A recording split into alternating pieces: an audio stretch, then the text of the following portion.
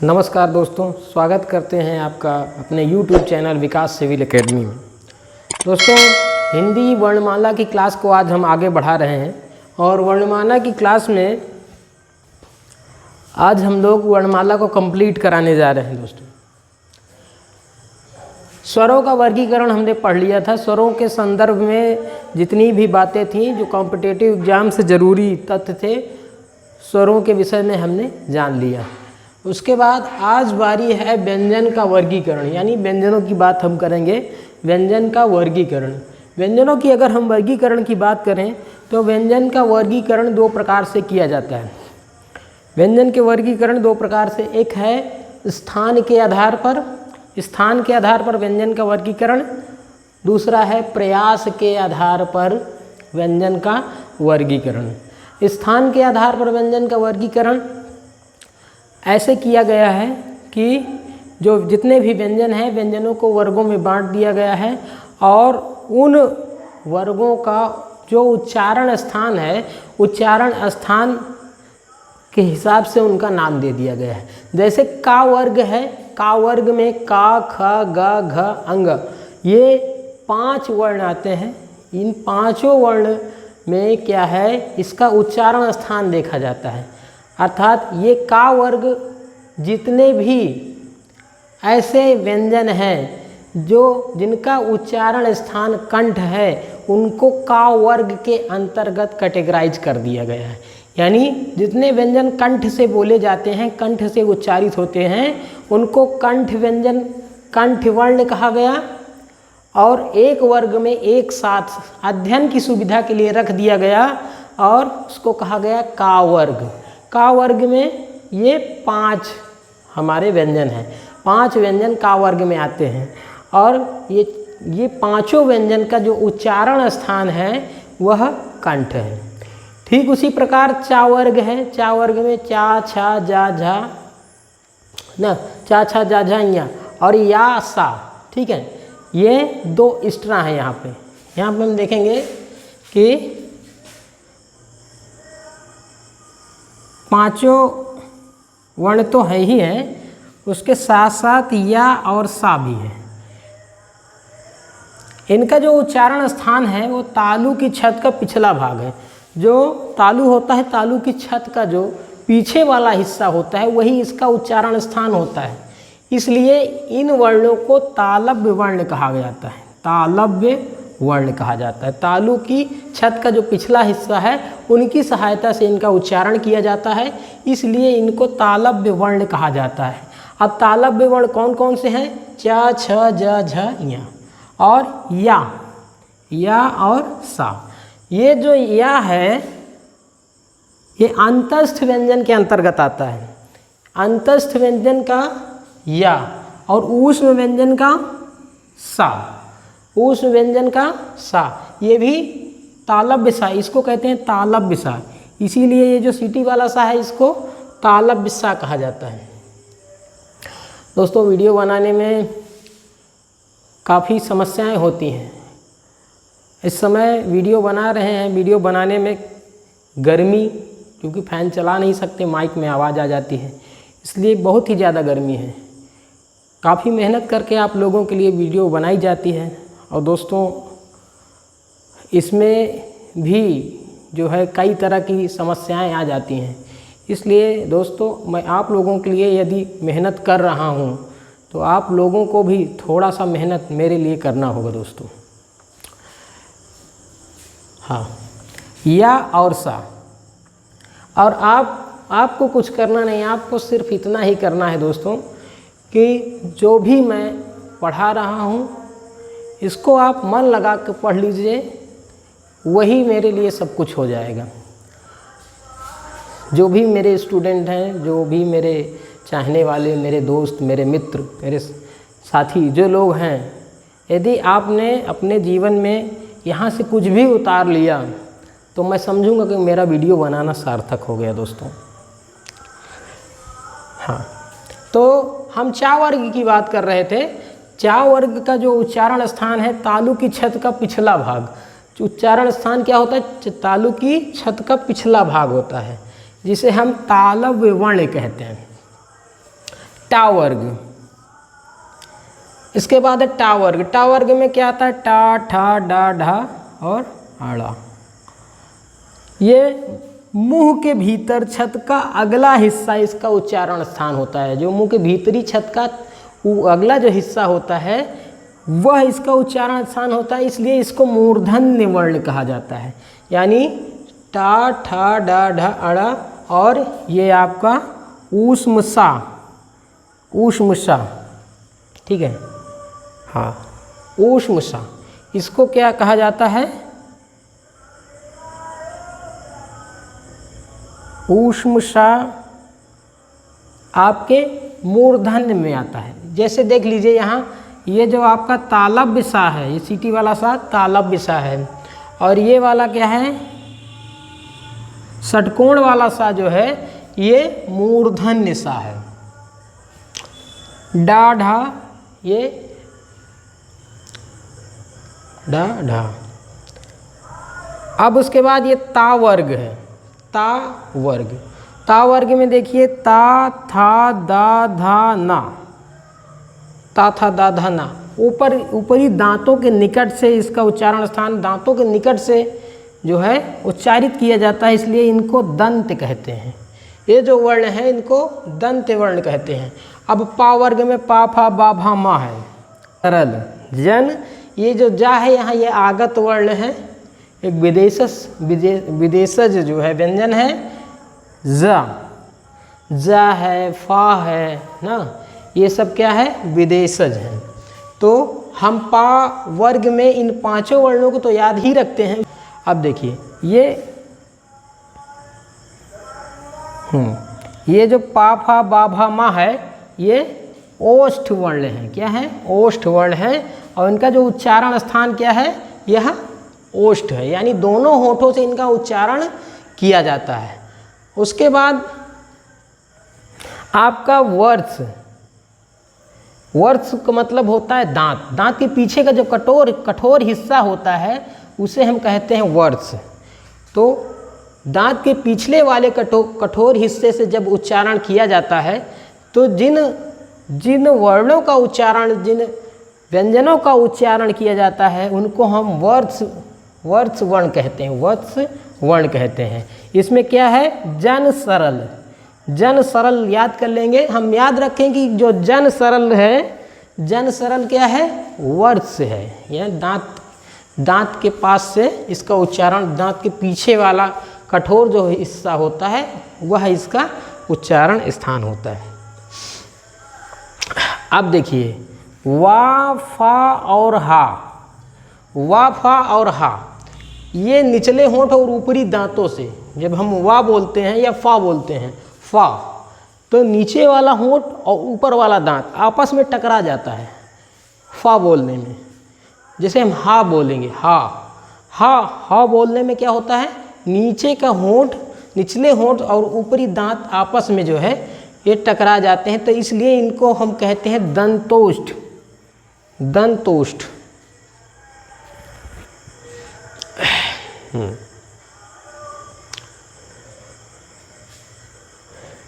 ठीक है।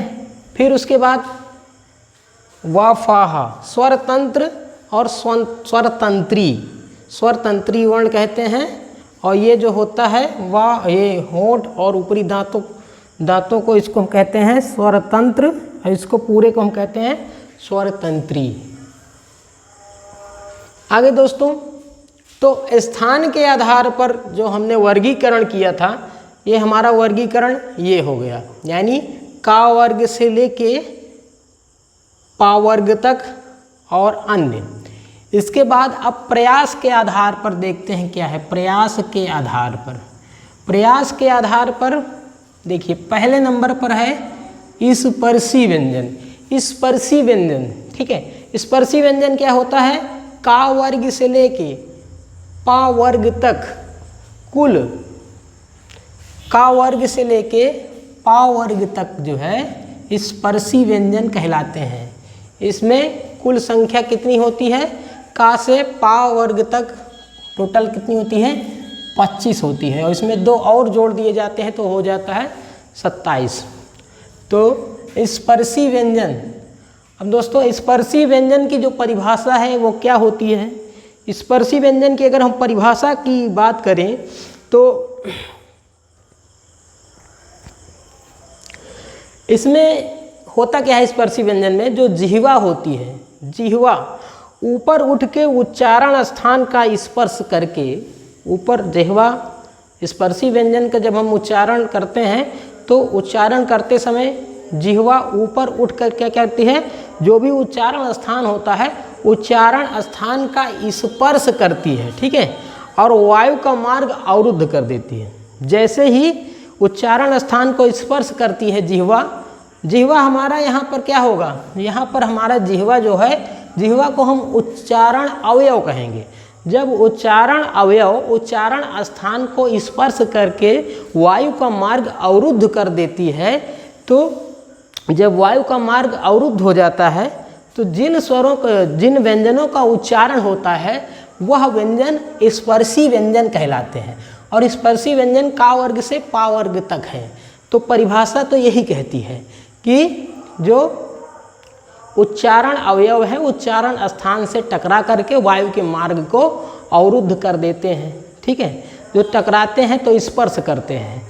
तो इसीलिए इसी स्पर्श के कारण इन व्यंजनों को स्पर्शी व्यंजन कहा जाता है। दूसरी बात है संघर्षी व्यंजन। संघर्षी व्यंजन में क्या होता है?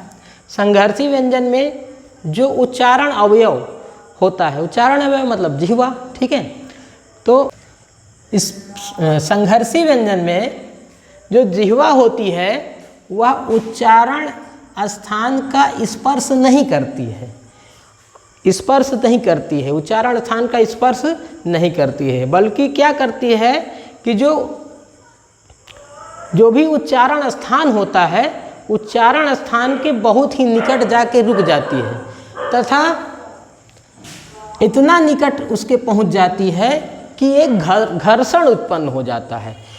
जब घर्षण उत्पन्न हो जाता है तो इसी घर्षण के कारण क्या होता है, जो वायु होती है वायु टकरा के निकलती है। जो वायु होती है वह घर्षण करते हुए जो है बाहर निकलती है। जब घर्षण करते हुए वायु बाहर निकलती है उच्चारण करने में, तो ऐसे व्यंजन को संघर्षी व्यंजन कहते हैं। ऐसे व्यंजन को क्या कहते हैं? संघर्षी व्यंजन कहते हैं, ठीक है। तो संघर्षी व्यंजन में क्या है कि जो जिह्वा है वो स्पर्श नहीं करती, उच्चारण स्थान का स्पर्श तो नहीं करती, लेकिन उच्चारण स्थान के बहुत समीप चली जाती है, बहुत समीप जाती है, तो जिससे क्या होता है, घर्षण उत्पन्न हो जाता है। तो इस घर्षण के कारण ही उसको हम क्या कहते हैं, संघर्षी व्यंजन कहते हैं।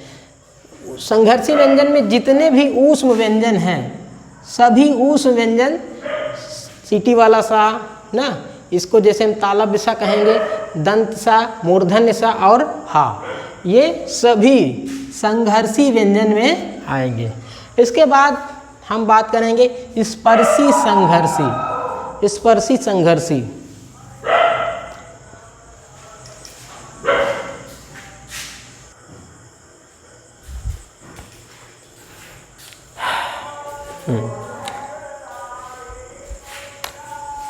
स्पर्शी संघर्षी।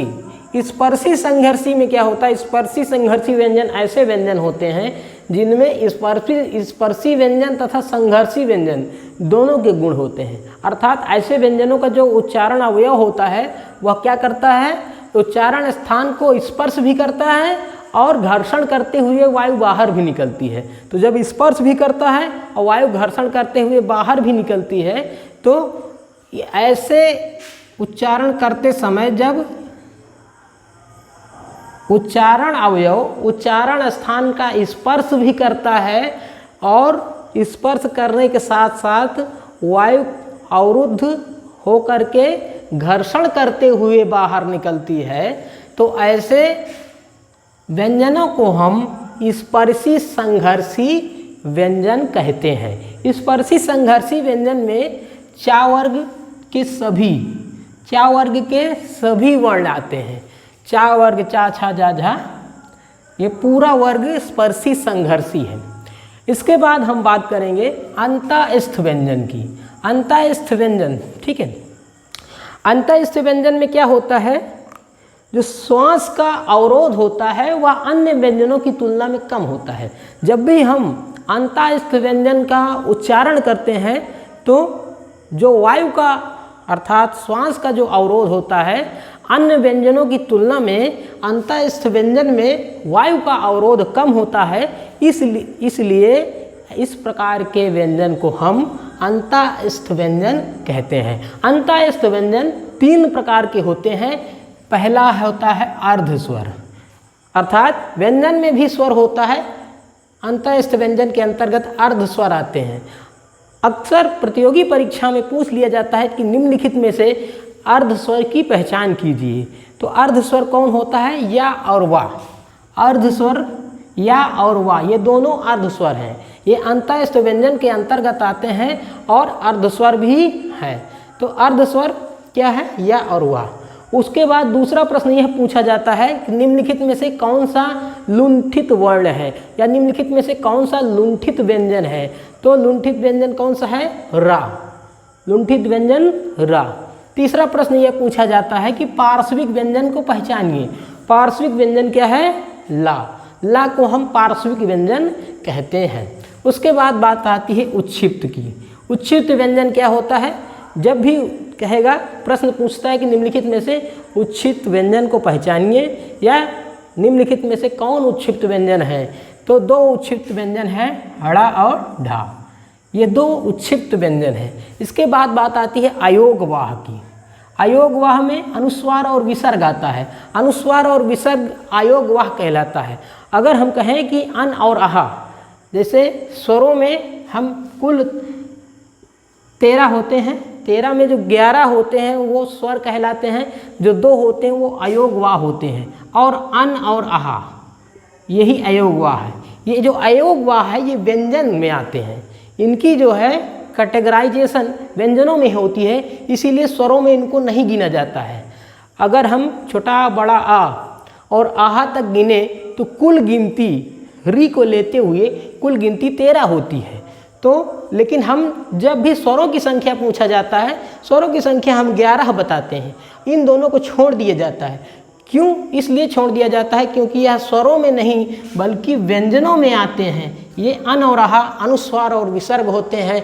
इनको प्रयत्न के आधार पर जब व्यंजनों का कैटेगराइजेशन होता है तब अयोगवाह व्यंजन की श्रेणी में रखे जाते हैं। तो अन और आहा अनुस्वार और विसर्ग, ठीक है, अनुस्वार विसर्ग, इन दोनों को अयोगवाह कहते हैं। अयोगवाह का भी प्रश्न प्रतियोगी परीक्षा में पूछ लिया जाता है। इसके बाद बात करेंगे हम अघोष। जैसे देखिए नाम से ही पता चलता है कि अघोष, अघोष, अघोष व्यंजन किसे कहेंगे, अघोष व्यंजन क्या है, या किसे कहेंगे अघोष वर्ण किसे कहेंगे। देखिए जो अघोष वर्ण होता है इनमें जो स्वर तंत्री होती है, स्वर तंत्रियों में कंपन नहीं होता है। स्वर तंत्रियों में उच्चारण करते समय कंपन नहीं होता है। तो ऐसे व्यंजन जिनका उच्चारण करते समय स्वर तंत्रियों में कंपन नहीं होता है, उस व्यंजन को हम, उन व्यंजनों को हम क्या कहते हैं, अघोष व्यंजन कहते हैं या अघोष वर्ण कहते हैं। तो अघोष क्या होते हैं, प्रत्येक वर्ग के पहले और दूसरे, ठीक है, प्रत्येक वर्ग के पहले और दूसरे, प्रत्येक वर्ग में चाहे का हो, चाहे चा हो, चाहे टा हो, चाहे ता वर्ग हो, चाहे पा वर्ग हो, पहला दूसरा का खा चा छा टा ठा, ये सब क्या है, अघोष है। अर्थात इनका उच्चारण करते समय स्वर तंत्रियों में कंपन नहीं होता है। इसलिए जो प्रत्येक वर्ग होते हैं, प्रत्येक वर्ग के पहला दूसरा जो वर्ण होता है वह अघोष कहलाता है। पहले दूसरे वर्णों के अलावा ये 4 और जोड़ दीजिए। इसको याद रखने के लिए आप याद कर सकते हैं फस सस, फस खस ना, फस खस। जब फस खस आप याद रखेंगे अघोष के साथ क्या होगा, फस खस। तो प्रत्येक वर्ग का पहला दूसरा वर्ण और फस खस ना, ये फस खस और पहला दूसरा वर्ण क्या कहलाएगा, अघोष कहलाएगा।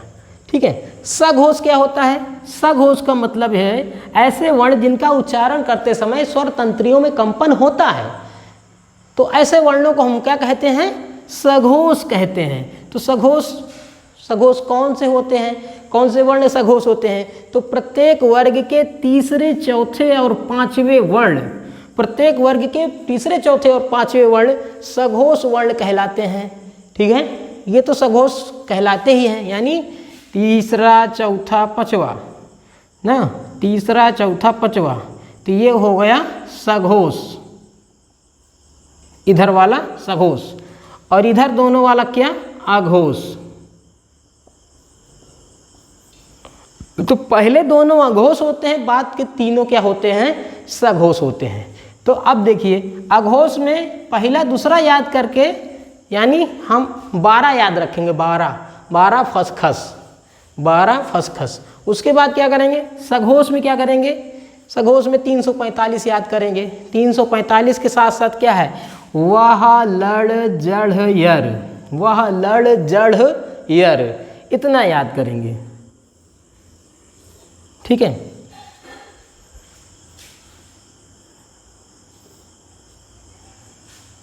वह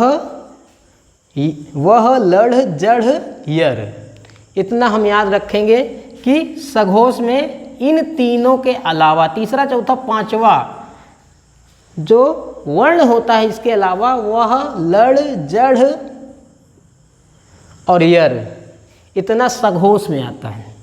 अब इसके बाद हम बात करेंगे अल्प प्राण की। अल्प प्राण की बात करेंगे। अल्प प्राण क्या होता है? देखिए, अल्प मतलब होता है थोड़ा या कम, प्राण मतलब होता है वायु।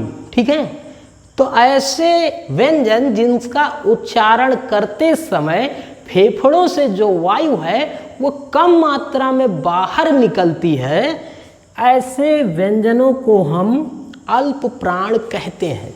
ठीक है, तो जो अल्प प्राण व्यंजन होते हैं, इनका उच्चारण करते समय फेफड़ों से बहुत कम मात्रा में वायु मुख से बाहर निकलती है। तो जब कम मात्रा में जिसका उच्चारण करने में वायु बाहर निकलती है, ऐसे वर्ण को हम क्या कहते हैं?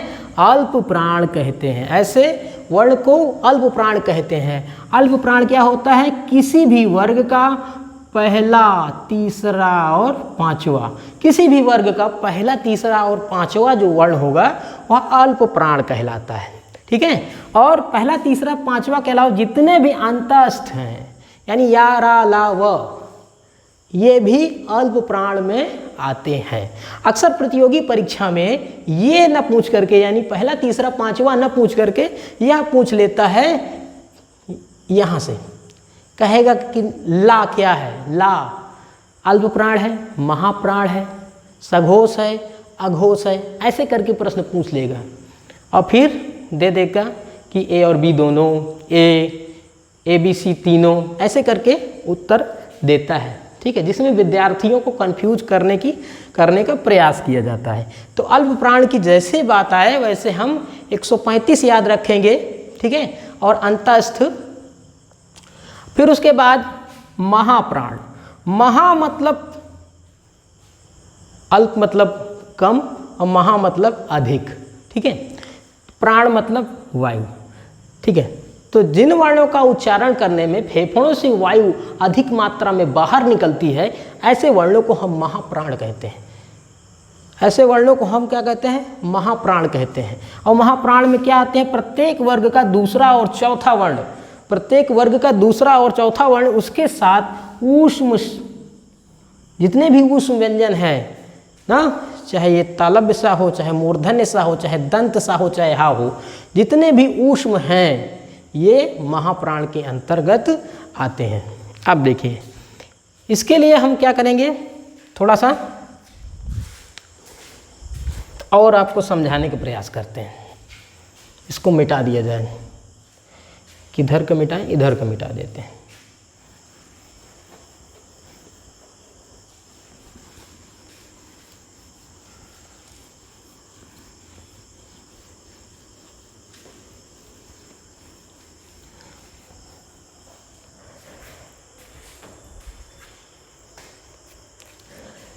समझने के लिए हम देखिए बना लेते हैं।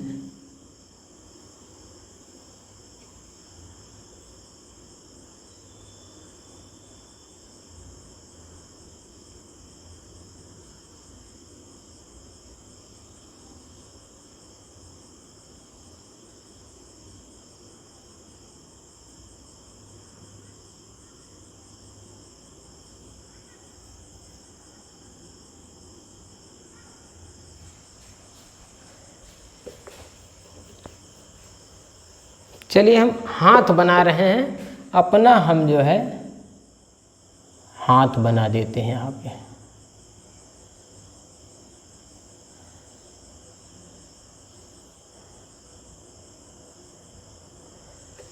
ठीक है,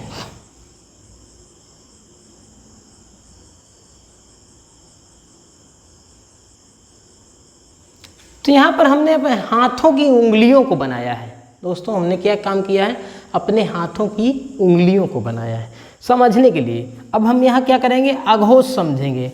अघोष क्या है, अगर हम ये जो पहला दूसरा है इसको हम 1, इसको 2, इसको 3, इसको 4 और इसको 5 मान लें। ठीक है, हमने नंबरिंग कर दिया। हमने क्या काम किया, नंबरिंग कर दिया। ठीक है,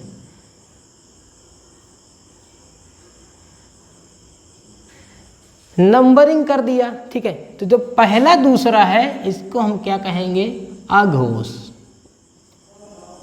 ठीक है, फिर उसके बाद तीसरा, चौथा और पांचवा इसको हम क्या कहेंगे, सघोष। ठीक है, पहला दूसरा तीसरा चौथा और पांचवा को हम क्या कहेंगे, सघोष। इसके बाद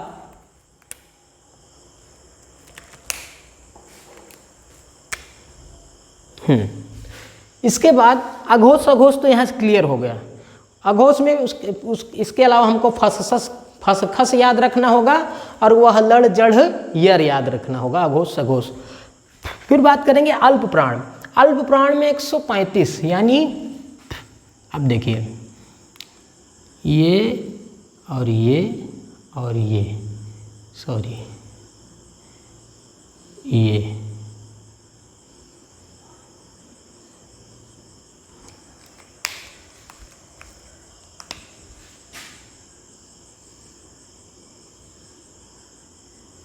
ये तीनों क्या हो गए, अल्प प्राण। ठीक है, अल्प प्राण। अल्प प्राण के साथ अंतःस्थ। अब महाप्राण की जब बात आएगी तो हम इसको ये लेते हैं दूसरा, यहाँ से लेते हैं चौथा, ये हो गया महाप्राण।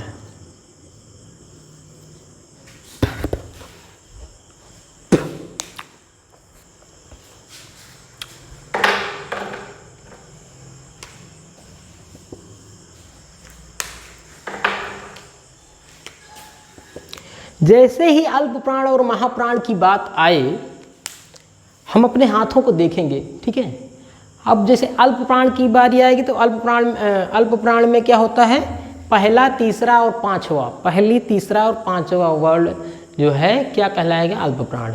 ठीक है, महाप्राण 2 ही होते हैं, दूसरा और चौथा। फिर उसके बाद अघोष में क्या होगा, पहला दूसरा अघोष, तीसरा चौथा पांचवा सघोष। तो यहाँ से जाहिर सी बात है कि आपको समझ में आया होगा। इसके बाद हम बात करेंगे निर्नुनासिक या मौखिक। ठीक है, अब क्या होते हैं निर्नुनासिक व्यंजन या मौखिक व्यंजन क्या होते हैं। निर्नुनासिक वर्ण, हम ऐसे वर्णों को निर्नुनासिक वर्ण कहेंगे जिनका उच्चारण करते समय, ठीक है, मौखिक वर्ण जो होंगे उनका उच्चारण करते समय क्या होता है, जब हम उच्चारण करते हैं तो वायु केवल मुख से बाहर निकलती है, कि मुख के अलावा कहीं से बाहर नहीं निकलती। ठीक है, यानी केवल मुख से उच्चारण करते समय जब केवल मुख से वायु बाहर निकले तो ऐसे वर्णों को हम निर्नुनासिक या मौखिक वर्ण कहते हैं। ठीक है, उसके बाद है नासिक ध्वनियाँ या नासिक निर्नुनासिक ध्वनियाँ, और उसके बाद है नासिक ध्वनियाँ। नासिक ध्वनियाँ क्या है, नासिक की ध्वनियों में अंतिम की 5 व्यंजन होते हैं। अंतिम के 5 व्यंजन जैसे का, खा, गा, घा, अंगा, तो ये अंतिम वाला इया, तो इसको पूरा बोलते हैं इयं इयम अंगणम, इयम अंगणम। ठीक है, तो इसको पूरा याद रखते हैं। अंतिम के जो 5 व्यंजन होते हैं वो नासिक के होते हैं। नासिक की ध्वनियाँ ऐसी ध्वनियाँ होती हैं, ऐसे वर्ण जिनका उच्चारण करते समय फेफड़ों से जो वायु होती है मुख के साथ साथ नाक से भी बाहर निकल जाती है, तो ऐसे वर्ण को हम नासिक की ध्वनियाँ कहते हैं। ऐसी ध्वनियों को हम नासिक की ध्वनियाँ कहते हैं। ठीक है, जिस ध्वनि का उच्चारण करते समय जो फेफड़ों से जो वायु है वो मुंह के साथ साथ नाक से भी बाहर निकलती है, मुख और नाक दोनों से बाहर निकलती है, ऐसी ध्वनियों को हम नासिक की ध्वनियाँ कहते हैं। और जब ध्वनि केवल मुख से बाहर निकलती है तो उसको हम मौखिक ध्वनि या निर्नुनासिक ध्वनियाँ कहते हैं। तो इनके अलावा जितने हैं वो सब क्या है, निर्नुनासिक है। अब उसके बाद अनुस्वार की बात करेंगे। अनुस्वार और विसर्ग। अनुस्वार और विसर्ग भी क्या हैं, ये नासिक की ध्वनियों में आते हैं। ठीक है, तो नासिक की ध्वनियों में अन और आहा भी आते हैं। अन और आहा, अन और आहा भी नासिक की ध्वनियों में आते हैं। तो ये 5 2 7, तो नासिक की ध्वनियों की कुल संख्या कितनी हो गई, 5 + 2 = 7। उसके बाद हम बात करेंगे संयुक्त व्यंजन। संयुक्त व्यंजन किसे कहते हैं, जब 2 व्यंजन आपस में संयुक्त होकर के एक तीसरे व्यंजन का निर्माण कर लेते हैं तो उसको हम कहते हैं संयुक्त व्यंजन। संयुक्त व्यंजन का निर्माण 2 व्यंजनों से होता है, 2 व्यंजनों की सहायता से होता है। जैसे हमारा छा है, छा में देखिए का और ये मूर्धन्य सा, ये जो मूर्धन्य सा है का के साथ जब मिल जाता है, संयुक्त हो जाता है, तो ये छा का निर्माण कर लेता है। तो इसलिए ये जो छा है ये क्या है, संयुक्त व्यंजन है। इसके अलावा संयुक्त व्यंजनों की कुल संख्या 4 है। संयुक्त व्यंजनों की कुल संख्या 4 है। इसी प्रकार त्रा भी एक संयुक्त व्यंजन है। ता, धन, रा, ता और रा, ये 2 व्यंजनों ने आपस में संयुक्त होकर त्रा का निर्माण किया है। ठीक उसी प्रकार ज्ञा, जा, धन, इया मिलकर ज्ञा का निर्माण हुआ है। आपसे प्रतियोगी परीक्षा में यह पूछ लिया जाता है कि ज्ञा किस प्रकार का व्यंजन है, संयुक्त व्यंजन है, ऊष्म व्यंजन है, आगत व्यंजन है, ऐसे करके आपको ऑप्शन दे देगा। आप कहेंगे ज्ञा क्या है, संयुक्त व्यंजन है। फिर वो दोबारा से प्रश्न पूछ सकता है कि ज्ञा किन 2 व्यंजनों के संयोग से मिलकर बना है, तब आप बताएंगे जा, धन, इया 2 व्यंजनों के संयोग से बना है, जा, धन, इया। ठीक है, उसके बाद स्रा है। स्रा ये जो है आपका तालव्य सा है, तालव्य के साथ रा का संयुक्त हो गया है, दोनों संयुक्त होकर तीसरा व्यंजन स्रा बनाते हैं। इसके बाद हम बात करेंगे व्यंजन गुच्छ। व्यंजन गुच्छ क्या होता है, व्यंजनों का गुच्छा, अर्थात व्यंजन जब 2 व्यंजन आपस में मिलकर एक गुच्छे का निर्माण कर लेते हैं तो उसको हम कहते हैं व्यंजन गुच्छ। जैसे सप्ताह में पा और ता मिलके क्या करते हैं, ये आधा पा और धन ता, ये मिलकर क्या बन, गुच्छे का निर्माण, सप्ताह, ये यहाँ पर गुच्छे का निर्माण कर दिया, ये पा धन ता, तो ये इसे हम कहते हैं व्यंजन गुच्छ। ये क्या है, व्यंजन गुच्छ। ये प्रश्न प्रतियोगी परीक्षा में पूछा जाता है कि सप्ताह में किस प्रकार का व्यंजन है, व्यंजन गुच्छ या फिर द्वितीय व्यंजन, या फिर ऐसे करके प्रश्न दे देता है। तो सप्ताह है, स्वप्न है। ठीक है, तो यहाँ पर देखिए आधा पा और ना आपस में मिलके स्वप्न बनाता है, अर्थात व्यंजन गुच्छ बनाता है। तो इस प्रकार के जो एग्जाम में क्वेश्चन आते हैं इनको भी आप समझिएगा व्यंजन गुच्छ, अर्थात जो व्यंजन मिलकर एक गुच्छा बना लेते हैं तो उसको कहते हैं व्यंजन गुच्छ। इसके बाद बात करते हैं व्यंजन द्वित्व की। द्वित्व क्या होता है, समान व्यंजन जब संयुक्त हो जाते हैं, एक ही व्यंजन संयुक्त होकर के वो क्या करते हैं, जब संयुक्त हो जाते हैं तो द्वितीय व्यंजन कहलाते हैं। ठीक है, जैसे हम क्या करें, पा धन का, अब देखिए यहाँ पर ये जो का है और ये दोनों क्या है, समान व्यंजन है और आपस में मिलकर क्या करे हैं, आपस में मिल करके बनाए हैं पक्का।